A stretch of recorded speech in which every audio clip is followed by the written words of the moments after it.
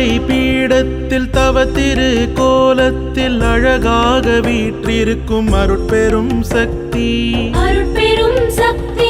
தனி பெரும் கருணையால் அடியாரை கடை தேற்ற அடிகளென அவதரித்த Adiparasakthi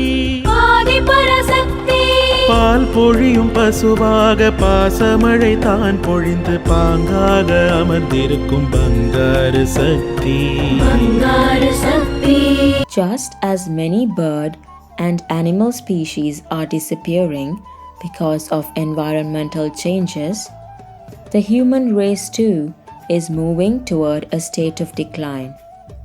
We must not only feed and nurture our children physically, but also raise them with love and affection. Navaratri விளக்கேற்ற எம் வாழ்வில் ஒளியேற்ற ஓடோடி வருவாயே ஓங்கார சக்தி.